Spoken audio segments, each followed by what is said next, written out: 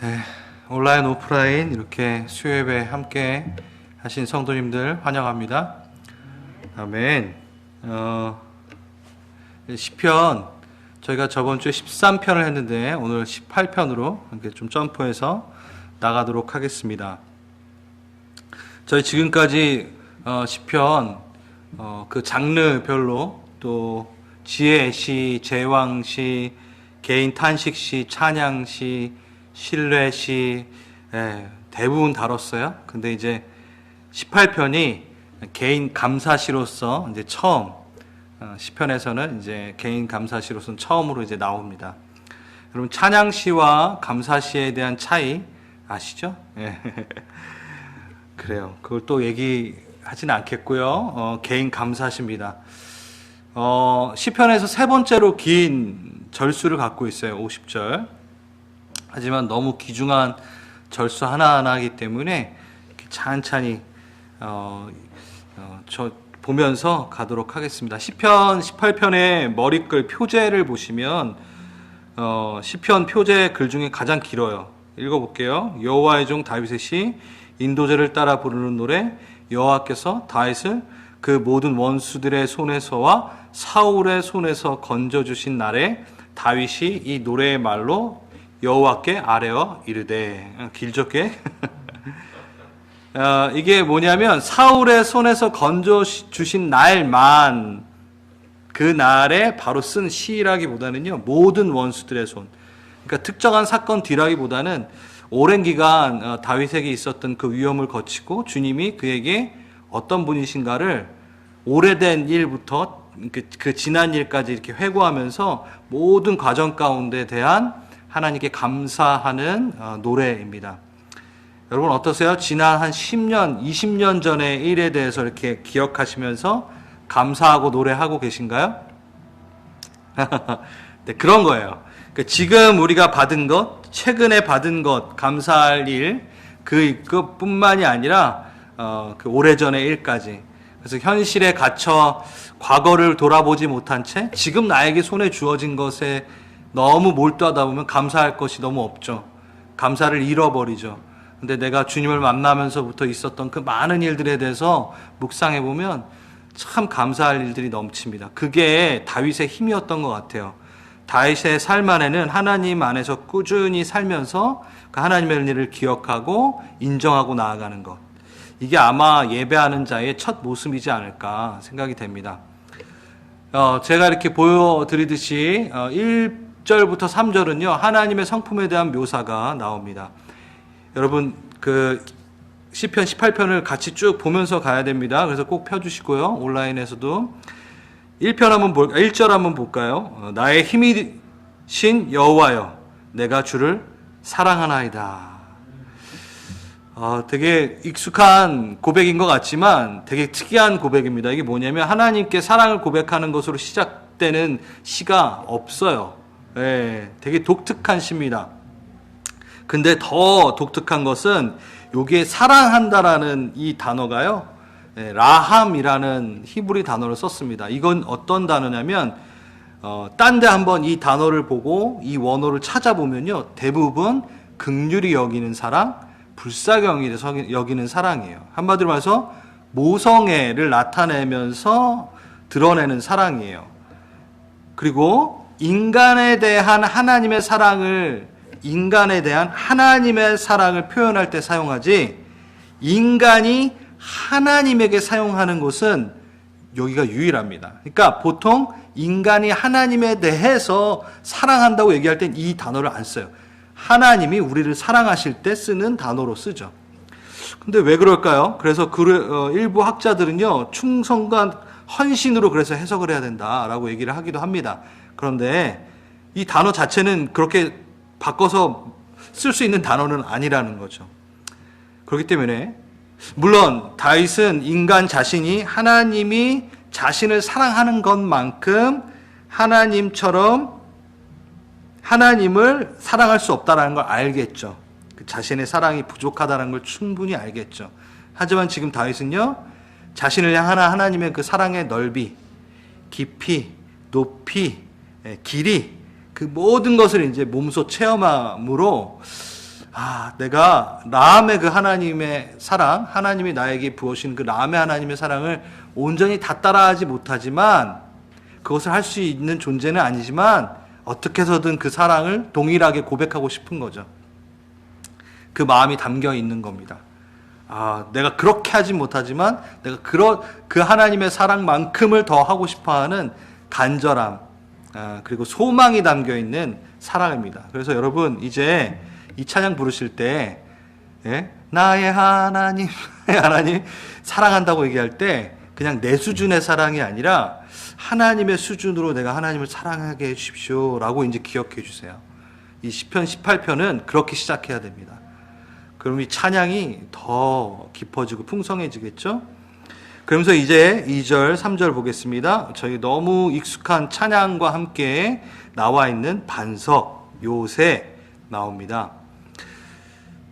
다윗은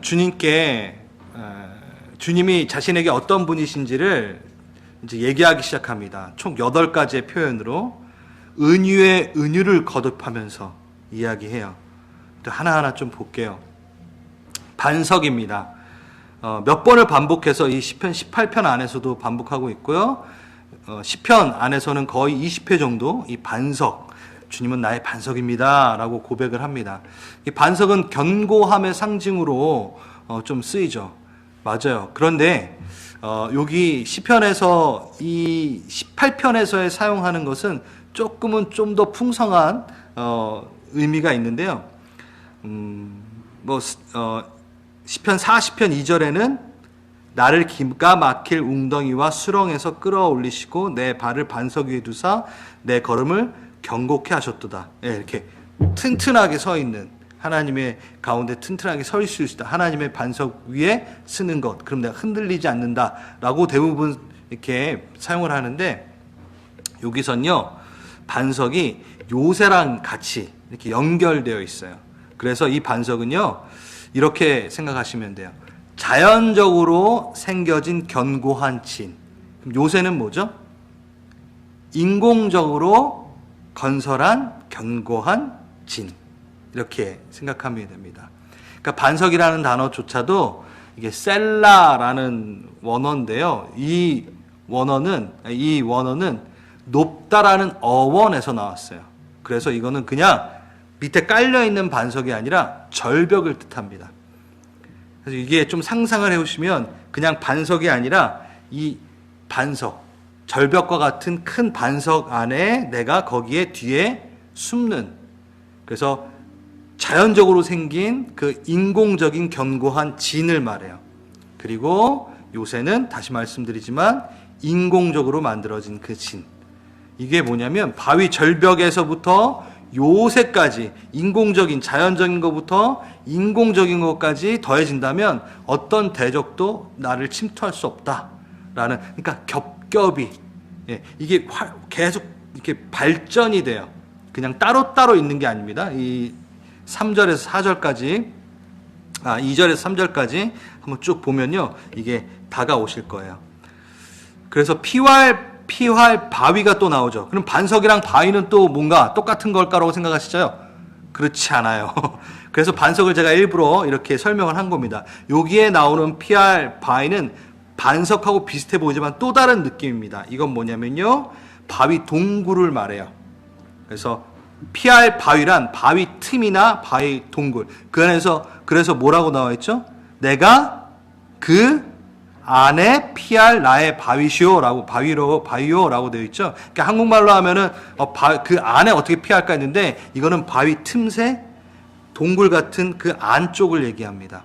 그래서 이건 지금 어떻게 진행되고 있냐면, 자연적으로 생긴 그 절벽과 같은 그 견고한 진처럼 하나님께서 나를 보호하시고, 또 인공적으로 만든 요새와 같이 또 나를 보호하시고, 이제는 그것뿐만이 아니라 이제 나를 아예 바위 안에다 집어넣으시고, 그러니까 그냥 똑같은 말을 반복한 게 아니에요. 정말 다양하게 그 상황에 맞춰서 나를 보호하신다라는 것을 표현하고 있는 거죠. 그러니까 웅장한, 반석이라면 웅장한 스케일이라고 생각한다면, 바위는 아늑하고 은밀한 그 평온함 가운데 나를 보호하신다라고 생각하면 됩니다. 그러니까 아주 든든하게 나를 지키시고 또 섬세하게 나를 지키시고 웅장하게 눈에 띄게 나를 또 보호하시지만 눈에 보이지 않게 은밀하게 나를 또 다가오셔서 보호하시는 그 나의 모든 상황들, 큰 상황이든 작은 상황이든 모든 처지를 아시고 그에 맞게 피할 길을 내주시는 그분이라는 거죠. 그래서 여러분 이 찬양을 이제 하실 때는 아마 방금 불렀던 찬양은 반석이고 똑같고 이렇게 했을 거예요. 근데 이제 그 주님을 사랑합니다라는 그 단어부터 시작해서 나를 정말 어떠한 상황에서도 가장 알맞게 큰 이슈든 작은 이슈든 나를 피할 길을 내주시는 분 하면서 이렇게 묵상하면서 이 말씀을 보게 되고 또 찬양할 수 있게 됐으면 좋겠습니다. 뭐 거기에서 끝나는 게 아니죠. 예, 방패. 주님은 나의 방패십니다. 그래서 근접한 적의 칼과 화살로부터 나를 구원하는 것, 그렇죠? 그리고 구원의 뿔이시요. 이거는 그냥 뿔은 원래 힘의 상징인데 여기 앞에 뭐가 붙었죠? 구원의 뿔입니다. 이거는 또 하나님의 제단 내 모서리에 있는 뿔을 만지면은 살 수 있는 것. 그래서 도피성에 가가지고 이렇게 탁 잡으면 이게 들어보셨어요? 이거 다 설명하면 좀 이게 시간이 가니까 그래서 구원의 뿔이시요. 그러니까 하나님을 의지하면 내가 구원을 받을 수 있다. 그래서 점점 더 이렇게 구체적으로 하나님이 나를 나의 개인적인 방패 되시고 구원의 뿔이 되시는 것까지 지금 고백을 하고 있어요. 네, 그리고 산성이다. 누구도 침탈할 수 없는 높은 곳에서 나를 품으시는 것까지 이야기하고 있죠. 그래서 3절이 그렇게 끝납니다. 너무 아름다운 신 것 같아요. 그 다음 4절부터 29절까지는요, 하나님의 구원에 대한 보고를 이제 하기 시작합니다. 찬양 부분의 연장으로 이제는 다윗이 겪은 고통과 위험들, 이것에 대해서 하나님의 위대한 초자연적인 구원을 이제 말하기 시작합니다. 초자연적인 구원. 이제 4절, 5절 보면요, 사망의 줄이 나를 얽고 불의의 창수, 죽음의 물살이 나를 두렵게 하고 수월의 줄이 나를 두르고 사망의 올무가 내게 이르렀도다. 한마디로 해서 하나님의 간섭이 없다면 죽음과 같은 심각한 고통에 내가 무너질 수 있다는 것을 보여주죠. 그리고 또 하나 여기에서 뭘 볼 수 있냐면 인간적인 어떠한 노력으로도 구원해낼 어떤 자원이 없다라는 거. 이건 뭔가요? 이게 하늘의 영이고 땅의 영역인 거죠. 아주 그냥 영적인 영역인 거죠. 그러니까 눈에 보이는 영역이 아니에요. 수월, 사망. 예. 그러니까 인간적으로 뭔가 이렇게 대처할 수 있는 게 아닙니다. 그래서 날 구원할 수 있는 자원이 내 인간적으로 물질적인 땅에서 한정되어야 되는 것이 아니라 하늘에 거하시는 하나님의 도움을 받아야 된다라는 걸 얘기하고 있는 거예요. 우리는 그 도움을 받을 수 있는 자잖아요. 정말 특별한 겁니다. 가만 생각해 보면 하나님을 모르는 사람들은요, 그냥 눈에 보이는 도움까지만 있다라고 생각하잖아요. 근데 하나님을 아는 자들은요, 그러니까 하늘의 도움이 있다라는 걸 아는 자들이죠. 그러니까 덤이라기보단 더 큰 하나의 옵션을 갖고 있는, 그러니까 얼마나 행복하고 얼마나 굉장한 삶입니까? 존귀한 삶입니까? 우리가 그 삶을 누리길 원합니다. 어떻게 누리나요? 네, 6절 하나님께 부르짖습니다. 그의 성전에서 내 소리를 들으십니다. 하늘에서 들으시는 거예요. 이제 땅에서 뭔가를 할 수 있는 것들이 아니라 부르짖었더니 하나님의 그 성전에서 하나님께서 나의 부르짖음을 들으십니다. 하나님이 개입하신다라는 겁니다. 그리고 7절 그렇게 개입하시니까 땅이 진동하고 산들의 터가 요동하고 그의 진노로 말미암미로다. 자기 원수에 대한 하나님의 진노가 땅을 이제 진동케 한다라고 다윗은 고백하고 있는데요. 이게 너무 재밌는 게 8절부터는 그래서 다윗이 하나님의 간섭을 어떻게 표현하고 있냐면 현현, 신인 동형론적 표현. 좀 어려운 말이겠지만 뭐냐면 인간의 형상과 감정 상태로 하나님을 표현하는 것을 신인 동형론적 표현이라고 얘기해요. 이게 뭐 어렵지만 쉬운 얘기예요. 그러니까 하나님을 인간의 형상, 감정의 상태로 표현하는 거예요. 주님의 출현을 이제 묘사하는 거죠. 보십시오. 어떻게 되나요? 그의 코에서 연기가 나요. 하나님의 코가 있나요? 그렇진 않잖아요. 근데 이제 그렇게 표현하기 시작하는 겁니다. 8절. 그의 코에서 연기가 오르고 입에서 불이 나와 사르며 그 불이 숱이 피었도다. 화가 부진하셨어요, 지금. 왜 화가 나셨나요? 예. 지금 다윗에게 화가 나셨나요? 너 왜 이렇게 수월에 꼼짝 못하고 빌빌대고 있니? 사망의 그 줄에 그 파도에 왜 무서워하고 있니? 하면서 다윗에게 화를 내셨나요? 아니에요. 다윗을 그렇게 올가매고 있는 대적자들에 대해서 지금 화가 나 계신 거예요. 얼마나 즐거운 지금 얘기입니까? 다윗을 위해 화가 나신 거예요. 그러니까 나를 위해 화가 나신 거예요, 지금. 든든한 우리 아버지가 다윗을 낙심시켜 하고 아프게 하는 것에 대해서 지금 화가 나 계십니다. 우리를 대신하여 그분이 지금 화가 나 계신 거예요. 얼마나 크신 사랑입니까? 근데 얼마나 화가 나시면 코에서 연기가 날 정도로 화가 나셨어요, 지금. 꽤 화가 나신 것 같아요. 입에서 불이 나올 정도로 화가 나신 거예요. 예.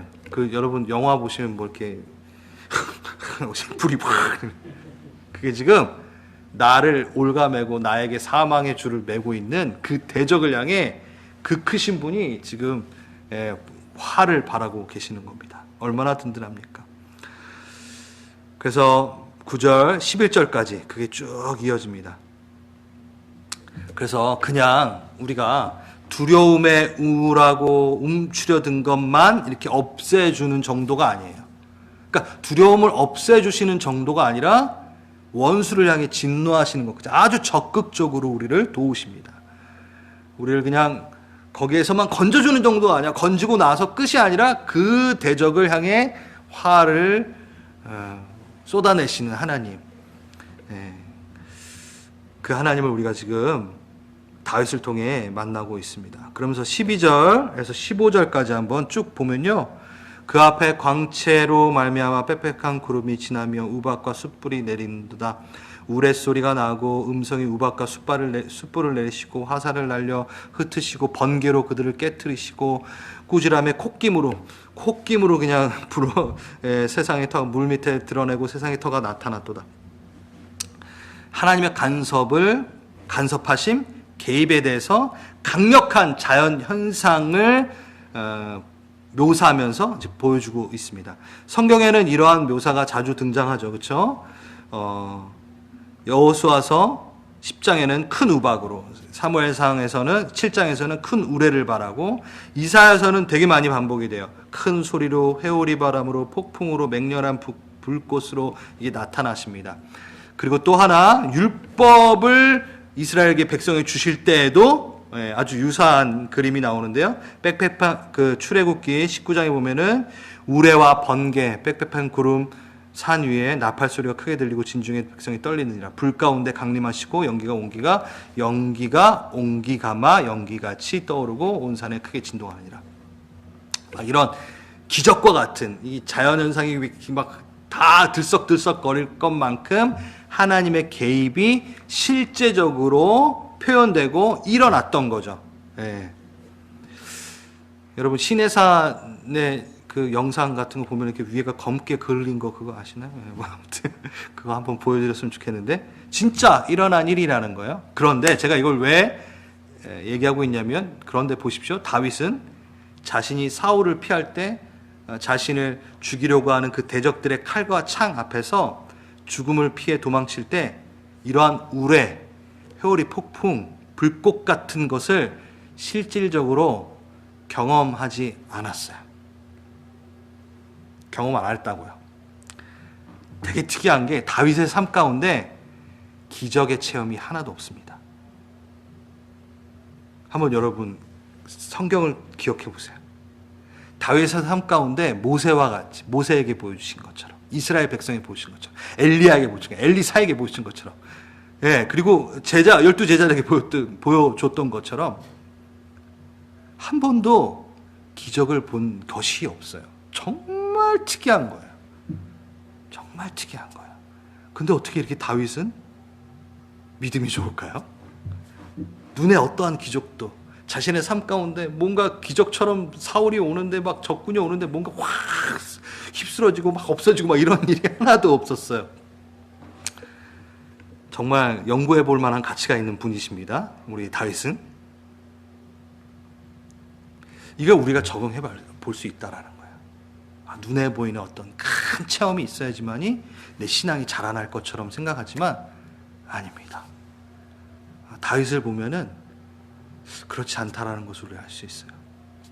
다윗은요, 시간이 지난 후에 모든 상황의 그 이면에 실질적인 어떤 우레소리도 듣지 않았지만 내 삶에 우레가 있었고 내 삶에 불꽃 같은 주님의 대적을 향한 심판이 있었던 걸 다 안 거예요. 영의 눈으로 다 본 거예요. 그래서 시편에 이렇게 이야기하고 있습니다. 너무나 활발하게 하나님이 자신의 삶에 간섭하시고 구체적으로 나의 삶에 실행하시고 움직이셨다는 것을 다윗은 영의 눈으로 다 보고 있었다는 겁니다. 너무 멋진 것 같아요. 16절, 18절까지 쭉 보면요, 이제는 다윗이 강한 원수들 가운데 빠져 있는 것을 건지신 이유가 이제 드러납니다. 19절, 나를 넓은 곳으로 인도하시고 어떻게 해요? 19절, 나를 어떻게 하셨대요? 기뻐하심으로 나를 구원하셨도다. 기뻐하심으로 나를 구원하셨대요. 자, 잘 생각해 보십시오. 이 많은 일들, 막 하나님이 콧김으로 막 하시고, 막 입김으로 하시고, 막 불꽃을 내뿜으시고, 막 이 일들이 무엇 때문에? 하나님이 나를 기뻐하심으로 하셨다라는 거죠. 잘 봅시다. 하나님이 나를 기뻐하신다? 여러분 믿겨지시나요? 나를 위해 이렇게 콧김까지 막 하시면서 이렇게 하시나요? 왜 안 믿겨지죠? 이건요, 좀 역설적이지만 내가 스스로 하나님의 기쁨된 삶을 살지 않았다라고 생각하고 있기 때문이에요. 예, 솔직히 그렇습니다. 우리는 우리의 삶 가운데 하나님을 위해 하나님의 기쁨되는 삶을 잘 살지 못해요. 그런데 하나님은 나를 기뻐하신대요. 근데 왜 안 믿기죠? 네, 내가 하나님을, 나라를 위해, 하나님을 위해, 하나님을 사랑하면서 나를 하나님의 기쁨으로 살지 않고 있기 때문에. 그래서 뭐 왔다 갔다 하네요. 무슨 얘기 하는 거야? 추수 목사님? 그럴 수도 있는데, 그럼 여러분, 하나님이 나를 기뻐하시는 것을 내가 믿고, 내가 그것을 인정하고 그것을 누리기 위해서는 내가 뭐가 돼야 되죠?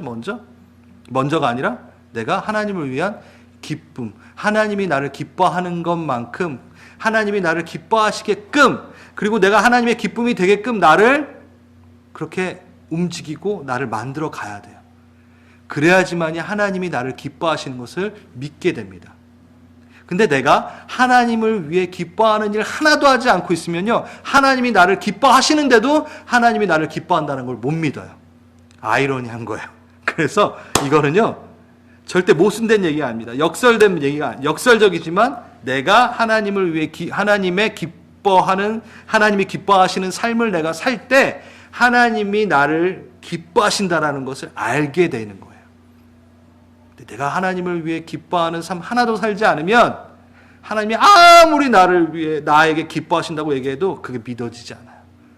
그럼 믿어지지 않는다는 것은 그걸 누리지 못한다라는 거죠. 그래서 답은 우리가 하나님을 위해 하나님이 나를 기뻐하게끔, 하나님을 위해 내가 기뻐하는 삶을, 내가 하나님의 기쁨되는 삶을 계속 살아가도록 노력해야 된다는 겁니다. 그래서 이어져요.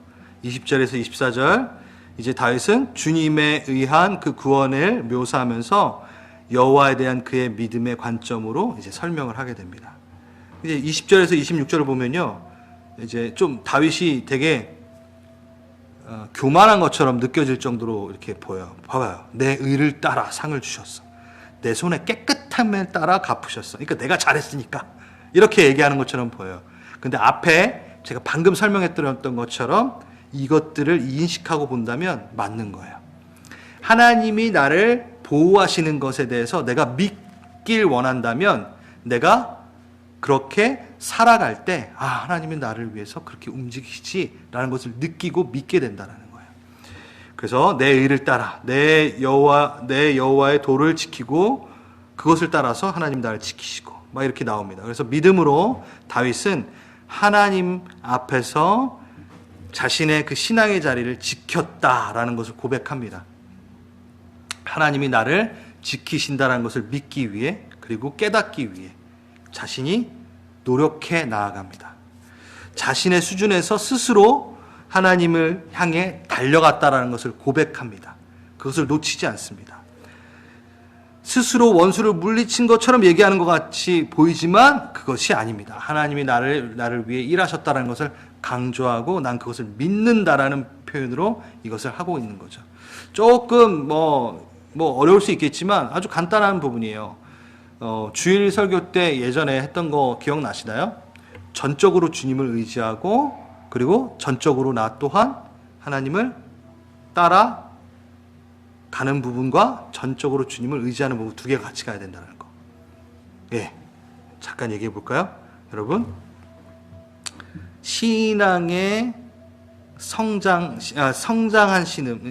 신앙, 탄탄한 신앙, 그리고 성숙한 신앙에서 찾아볼 수 있는 것은 무엇일까라고 제가 나눴던 것이 기억이 나는데, all dependence, no effort가 있어요. 그러니까 하나님한테 다 의지해요. 근데 나는 노력을 안 해요. 네. 전적으로 하나님을 의지한다고 하면서 다윗이 했던 이 고백을 못 해요. 내 의를 따라 내가 열심히 하나님을 향해 이걸 못 하는 거예요. 이거는 성숙한 신앙이 아니라는 거예요. 네. 하나님의 은혜만 바라고 나는 아무것도 안 해. 이건 성숙한 신앙이 아니죠. 두 번째 뭐죠? No dependence or effort. 그러니까 하나님은 별로 의지하지 않은 채 내가 내 의로 내가 열심히 해서 하나님의 의를 따먹는 거 이것도 성숙한 모습이 아니죠. 이거는 그냥 믿지 않은 자들도 충분히 하는 거죠. 그러면 답이 뭔가요? 반반 할까요? 그래서 제가 partial dependence, partial effort. 그러니까 가속도 하지 않고 감속도 하지 않은 어정쩡한 상태. 중도를 걷는 거. 그러니까 반은 내가 하나님을 전적으로 의지하고 반만 내가 노력하고. 이게 정답인 것 같은데 아니라는 거예요. 이렇게 하다 보면요. 완전한 충성도 하지 못하고 완전한 의지도 하지 못한다고 얘기합니다. 그래서 뭘 해야 된다고 말씀드렸죠? All effort, all dependence. 그러니까 전적으로 하나님 의지하고 전적으로 내가 뜻을 다해 쫓아가는 것. 이게 신앙입니다. 뭐 한 가지만 몰두하는 것도 아니고 반반하는 것도 아니고 그 두 가지를 다 하는 것. 그것이 바로 지금 다윗이 얘기한 거랑 똑같은 거예요. 내가 의를 다해서 했기 때문에 하나님 나를 지키셨어. 막 이렇게 얘기하고 막 이렇게 하다가 하나님이 다 하셨어. 막 이렇게 얘기하잖아요. 지금 이 내용인 겁니다. 누가 일합니까? 인간입니까? 하나님입니까? 아니면 둘 다입니다. 둘 다입니다. 그래서 자신의 불완전한 노력에도 불구하고 하나님의 은혜를 쫓아서 최선을 다하는 신앙, 이게 다윗의 신앙이고, 그리고 최선을 다해서 나는 아무것도 못합니다라고 또 고백하는, 그래서 하나님을 전적으로 의지하는 것이 바로 이 18편에 다윗이 하는 고백인 거죠. 이것은요, 다윗을 수동적으로 만들지도 않고요, 네, 그렇죠? 그리고 교만하게 만들지도 않습니다. 우리의 신앙의 자세가 바로 이래야 된다는 거죠.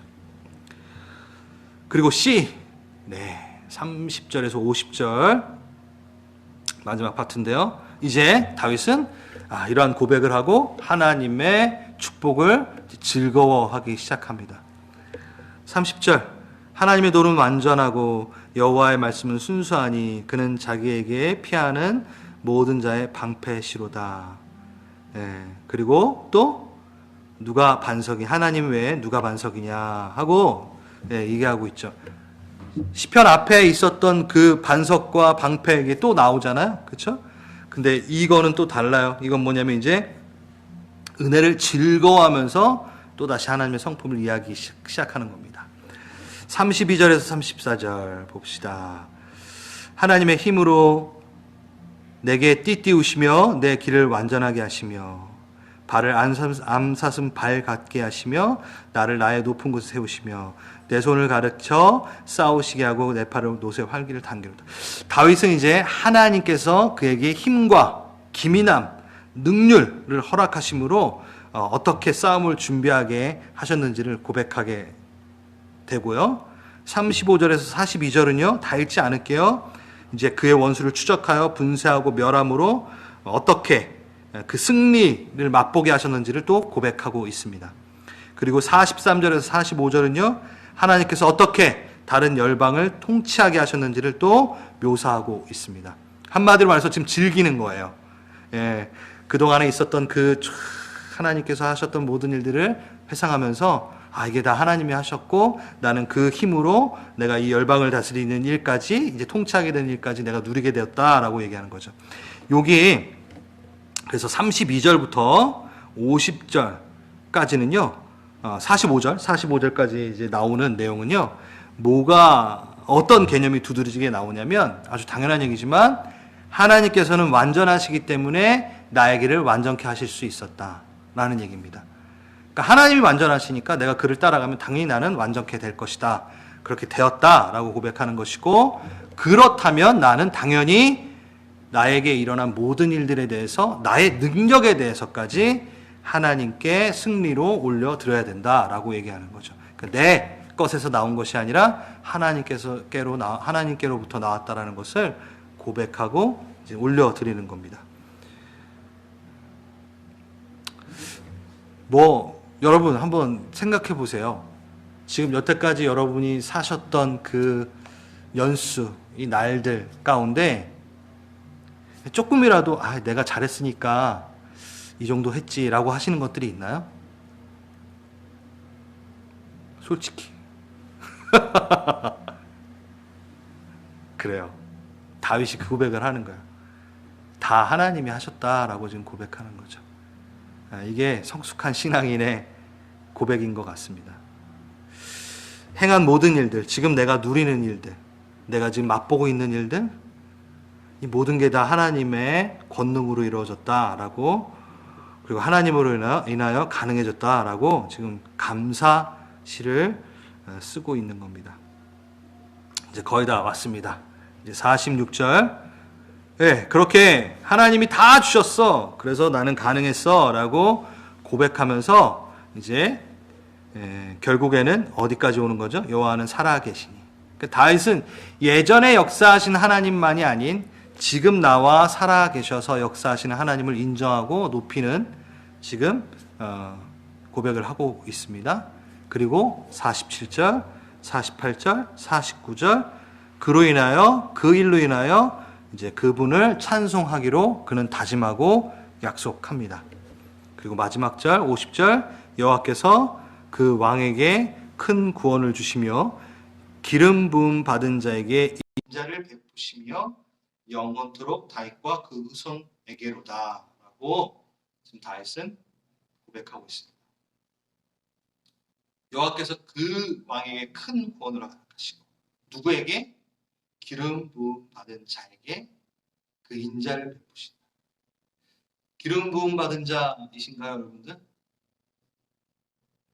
중요합니다. 여기 보면 기름 부음 받은 자에게 인자를 베푸십니다. 아무에게나 인자를 베푸시는 게 아닙니다. 그 안에 성령의 기름 부음 받은 자들에게 이 도움이 있어요. 시편에는요 아주 명확한 게 있는데요. 얘기했던 것처럼 all effort를 하지 않으면요 하나님의 간섭하심이 없어요.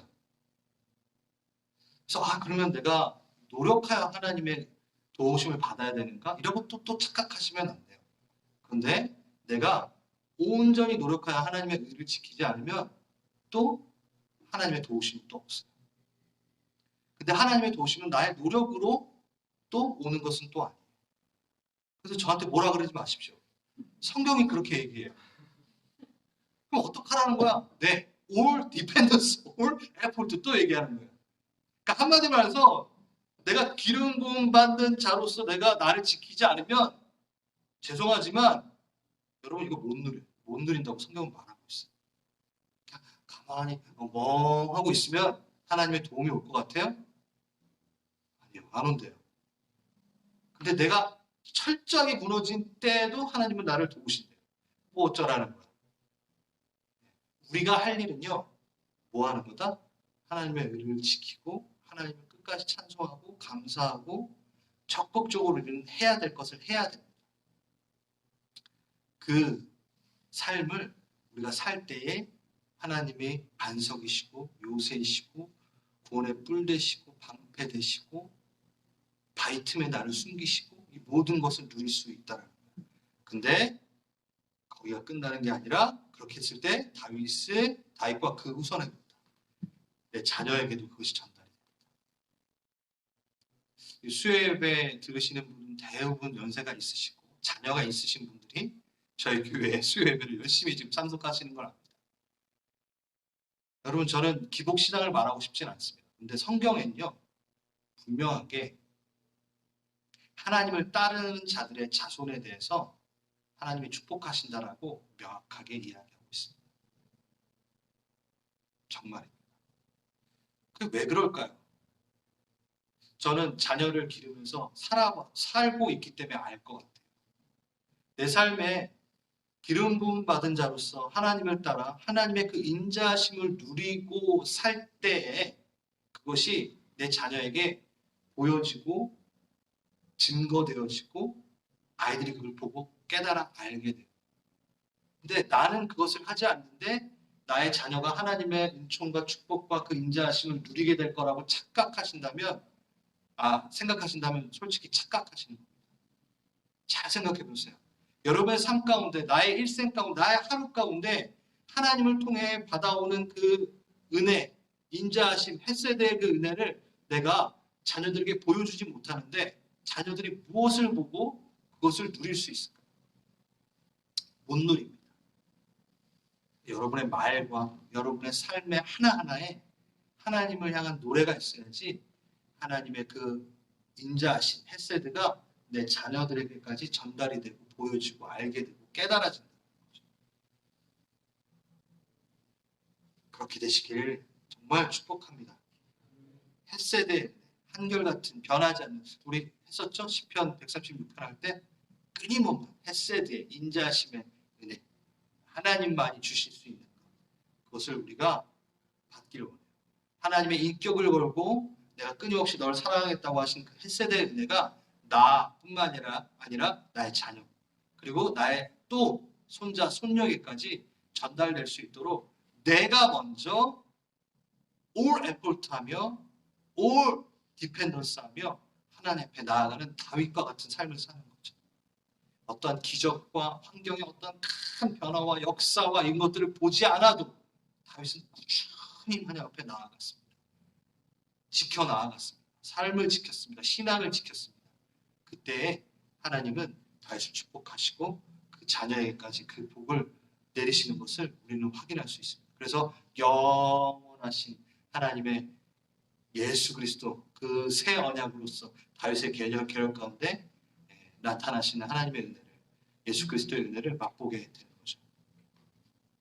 우리 같이 시편 18편 생각하면서 좀 우리가 기도했으면 좋겠어요. 기도하실 때 우리 찬양하며 시간이 많이 갔기 때문에 바로 찬양하면서 오늘 말씀을 찬양하시면서 하나 묵상하시면서 기도하시기 바랍니다.